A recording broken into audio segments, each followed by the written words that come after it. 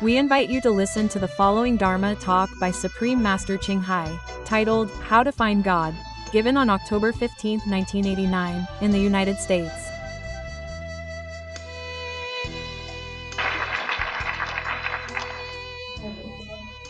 I find that finding God or finding the inner self is quite easy, while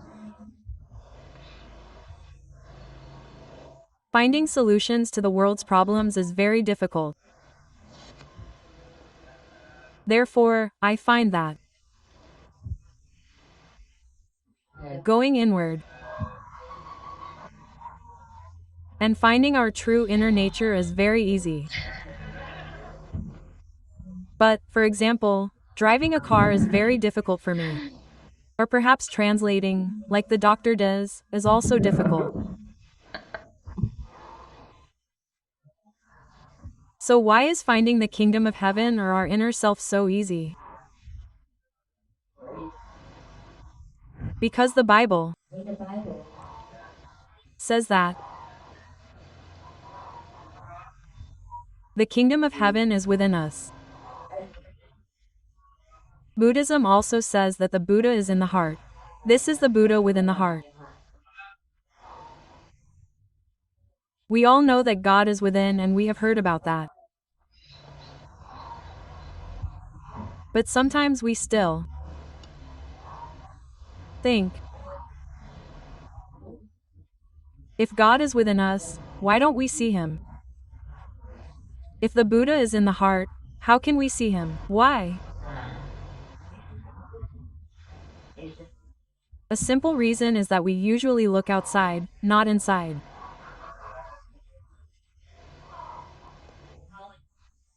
Why do we always look outward? Living in this world, we have to do many kinds of work that require a lot of attention. For example, if I pick flowers, I even have to look to see where the flowers are, to make sure that the flowers are picked intact and not broken. Or when repairing a car engine or maintaining a computer, we have to pay complete attention to that machine. We have to endure the imperfections of this world. This world is imperfect, yet it is also very perfect. The world is perfect in the eyes of a perfect person. When looking with perfect eyes, we will see a perfect world, just like wearing glasses. If you wear clear glasses, you will see a clear world. If you wear black, pink, or yellow glasses, you will see the world become black, pink, or yellow. Many times we forget God except during times of difficulty, pain, and sorrow.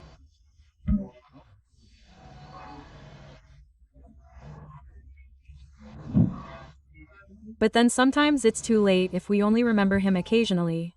Therefore, many people, including myself, have discovered that if we always remember God and Buddha, it's never too late.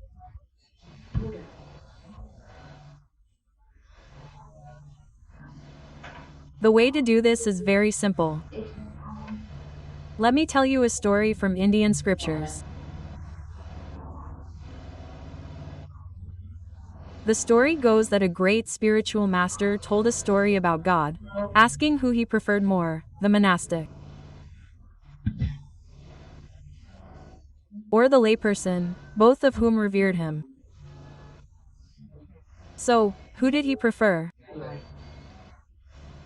God answered, I prefer the layperson more.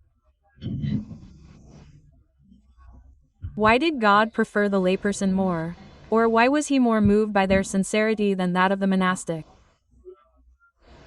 When I say monastic, I mean both nuns and monks. And when I say you, I mean both men and women. Please understand, we are familiar with a male-dominated society, so we have to follow that. Please, ladies, don't be offended. God said, it's natural that the male monastics revere me, they have the time, it's natural, they should do so, they must do so, and they have no problems.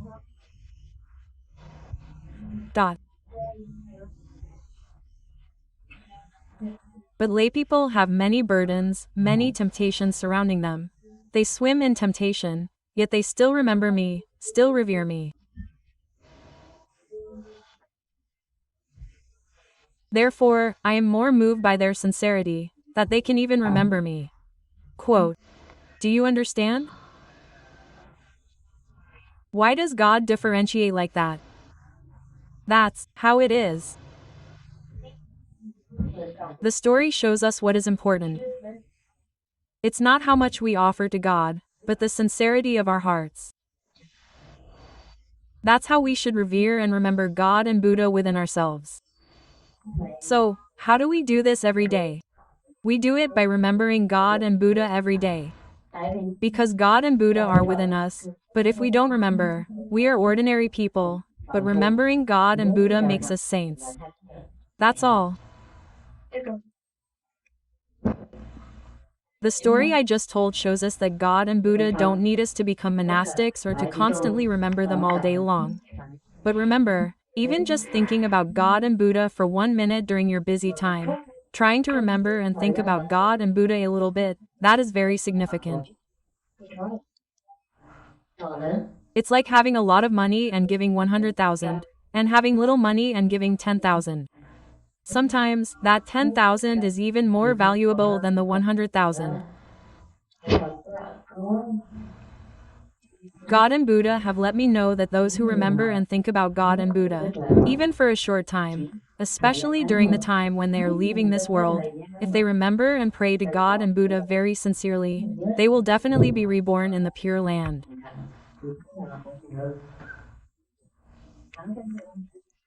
Rebirth means going to the Pure Land, going to a place of great happiness, not suffering like in this world. Or, if you're Christian, you call it heaven, the kingdom of heaven. In Buddhism, we call it nirvana or the Western paradise. Each place uses a different term, that's all. Just like we call this a flower, and they call it a flower too.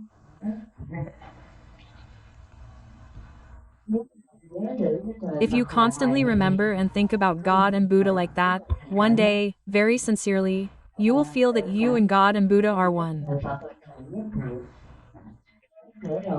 In that oneness, you will transform into something very great, like Buddha, like Jesus, or other saints. That is the secret to becoming a Buddha or becoming Jesus Christ. Now I want to tell a few stories about the Indian religion. If I keep talking about God and Buddha, I'm afraid some people might think I'm trying to make them follow Buddhism or Christianity. Because I was born into a family with both Christian and Buddhist members, I'm afraid they might think that. You don't need to follow Buddhism or Christianity. You are already born into Christianity. You are already born into Buddhism. I was born with a Buddha nature, and from that Buddha nature, I was born from God, so I am already a child of God, a child of Buddha. Why do I need to talk about being reborn as a Buddha, or being reborn as a child of God again? That's why those people like it, those people laugh. He didn't have any teacher at all. At the beginning, he didn't have any teacher. He went into that temple, the temple of the Indian religion. Then he bowed to those statues, the statues of their Buddha, the Buddha of their religion. He bowed to them very respectfully. And one female deity, a female Buddha there, symbolizes destruction and annihilation. But the Indians don't distinguish between destruction and creation, they worship everything. And this man was very sincere, his heart was very pure. Therefore, even though he worshipped such a deity, because he worshipped sincerely, one day that deity, that Buddha or saint, appeared to teach him and made him a saint. Then gradually he understood all the secrets of the world and became a saint, a Buddha. Those who worship Buddha and are blessed by Buddha, who meet Buddha face to face or become Buddha, are very fortunate. But the vast majority don't have that luck or aren't as sincere as he was.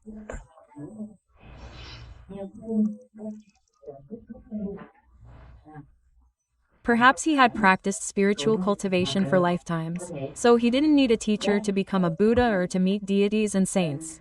Most people still have a rough and unrefined character, with many distracting thoughts, so they can't achieve enlightenment quickly.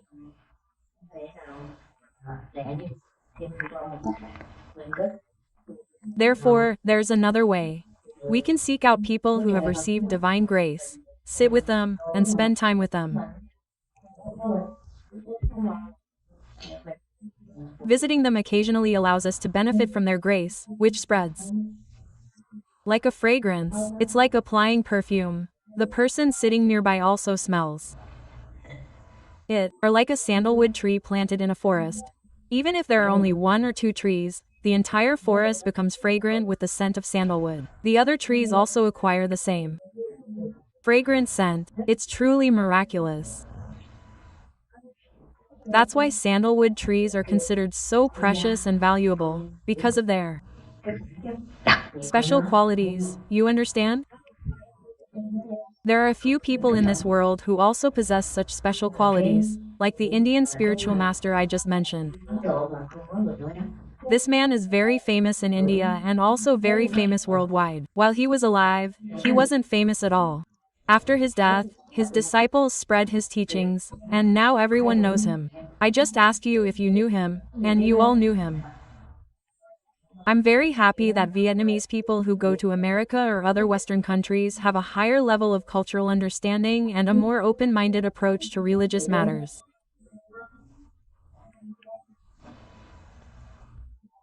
I mean, Vietnamese people who go to America have a more open and tolerant perspective on education and religious issues. That's why I wasn't famous after spending 5 or 6 years in China. But after just 1 day in Central America, I became famous, considered a living saint or a living Buddha. I've been on the ship for 5 or 6 years, so I've said that for me, it doesn't matter whether someone calls me a living Buddha or a living demon. But I'm very surprised why there's such a huge difference between one country and another. On one side, after only 1 day, without even knowing each other's faces, after talking for a few hours, they call me a living Buddha. On the other side, after 5 or 6 years of hard work and suffering, I haven't achieved anything. You might think that European and American countries are more tolerant. I said that when I came to America or other countries that seem to be free and open, where the value of being human is respected, and where the values of all religions are allowed to develop to the maximum extent for the benefit of humanity, I feel much more at ease.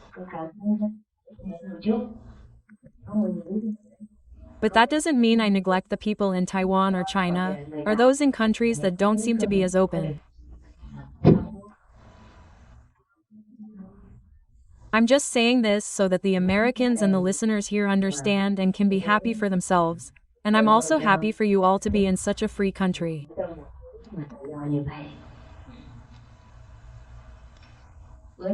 Today, before I came here, I wondered what I should say on the radio. Perhaps all the listeners already know.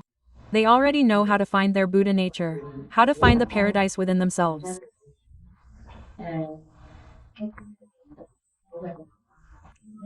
What more can I say? I'm afraid people will get bored. But now I cannot go. My students, these people from this country, invited me over, and I accepted their invitation. Now I can't back out. But I think it's good to go anyway. Maybe saying it one more time won't hurt. If someone hasn't found their Buddha nature yet, hasn't found their paradise, then remember, don't forget. If you've already found it, or are on the path to finding it, don't falter, don't forget, and be grateful to God and Buddha. Why should we remember God and Buddha like that? Because if we don't remember God and Buddha, we will be very lonely. All the suffering of this world will weigh us down to the point where we can't bear it. If we remember God and Buddha, if one day we attain enlightenment, we understand our Buddha nature, our paradise, then nothing can oppress us anymore. Nothing can make us afraid. Nothing can make us retreat. No suffering, no obstacle can disturb our hearts. Therefore, if you want happiness, if you want to feel comfortable, you must always remember God and Buddha. You must always think that God and Buddha are helping and protecting you. But even thinking like that is sometimes difficult. If you don't see with your own eyes what God is like, what Buddha nature is like, then it's sometimes difficult to remain unwavering. You have to meditate every day to study your Buddha nature. It's like having a treasure that you never see or never open to look at. When you talk to people, your tone of voice isn't confident. You might have money, but you don't speak with the voice of a millionaire. A millionaire's confidence is different. Someone with money in their hands has a very confident tone of voice. People believe them immediately. But a wealthy person who knows they have inherited wealth from their ancestors but hasn't yet seen it doesn't have that kind of demeanor.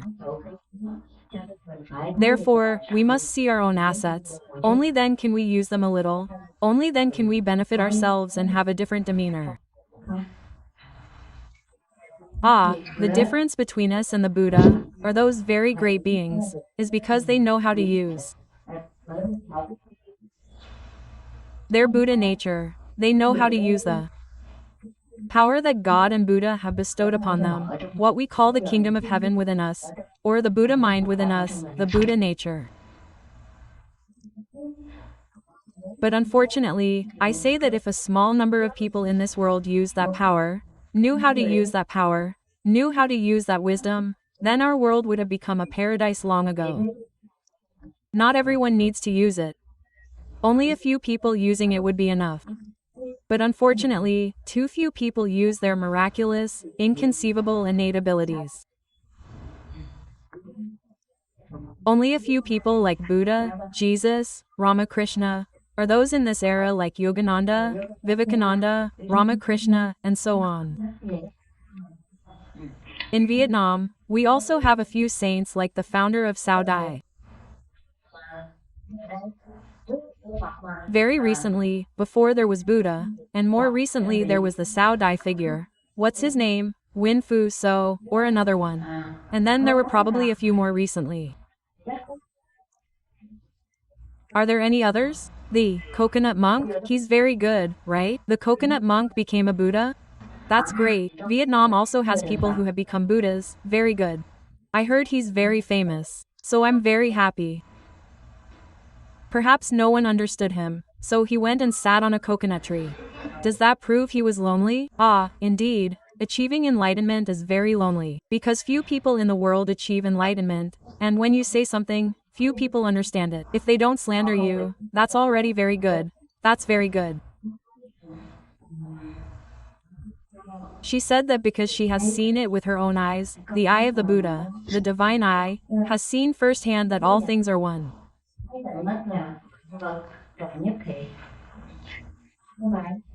She didn't just read it in the scriptures and then say it, she saw it herself. Therefore, she thinks that if you help others, you are helping yourself. If others suffer, you suffer. Everything is interconnected. Therefore, because many thousands of her students have practiced this method and attained enlightenment, receiving benefits on the first, second, or third day, or even within a few days, or even on the first day, depending on the person and their level of understanding, no one has failed to benefit. No one has failed to reduce their suffering. No one has failed to attain enlightenment. Therefore, she thinks this method is very good. If any of you have already attained enlightenment, have already achieved inner happiness, then I am very happy for you. You don't need to study further. You already have a good teacher, a wise master, and you are confident that you have attained enlightenment. You are very happy and joyful. Then that's good for those people.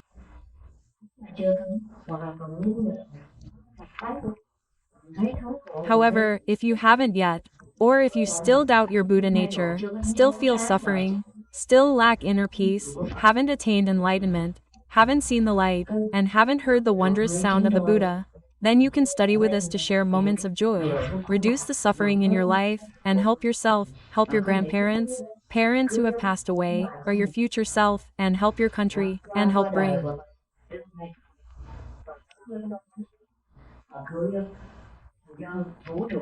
peace to the universe.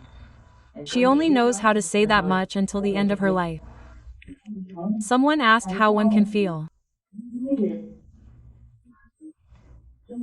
happiness in this moment if one thinks about the evil deeds one committed in the past. I said that I must sincerely repent and pray to Buddha and God, saying that I know I have committed these mistakes. From now on, I will not commit them again. I will do good deeds instead of evil ones, and then God and Buddha will forgive me immediately. But if I repent like that and still feel that God and Buddha haven't forgiven me yet, and I still feel the weight of guilt on my soul, then I must find an enlightened master.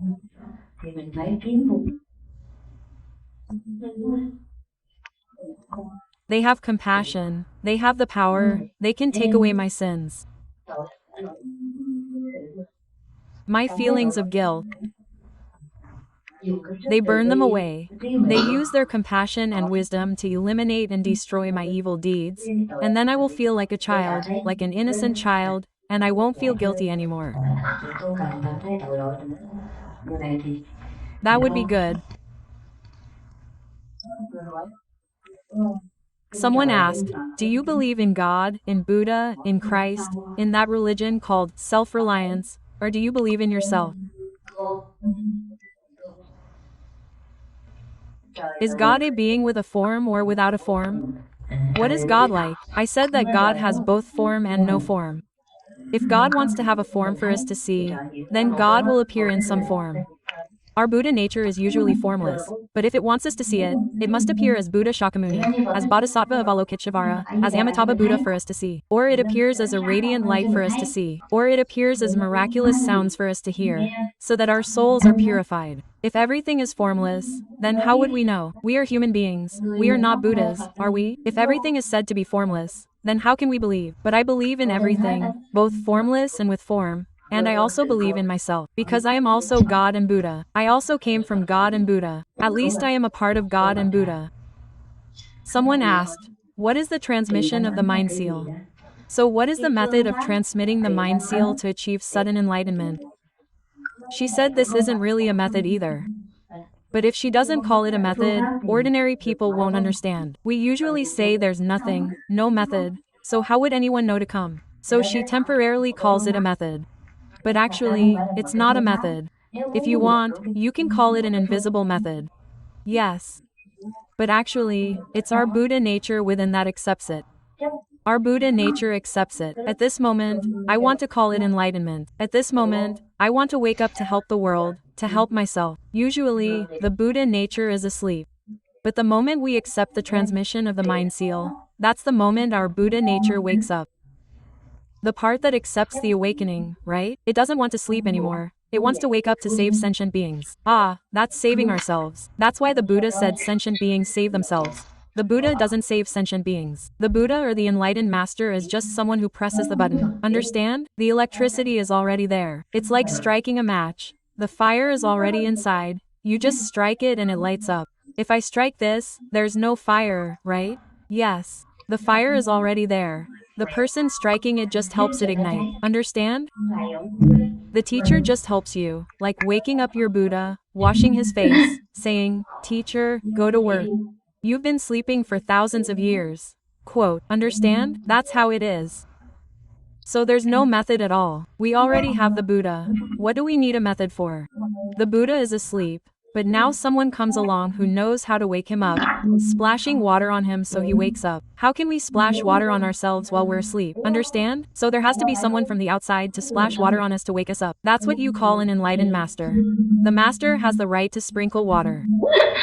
Is the Kuan Yin method the method of cultivating the ear faculty? Yes, yes, yes, yes, yes, that's right, in the Sarvangama Sutra assembly. Or is it a separate method that the nun received revelation from Bodhisattva Avalokiteshvara during deep meditation or in visions? It is also taught in meditation, and it is indeed the method taught by Bodhisattva Avalokiteshvara. Bodhisattva Avalokiteshvara taught her. And it is indeed the method mentioned in the Sarvangama Sutra assembly. This method is a very classic method. Exactly the method of cultivating the ear faculty.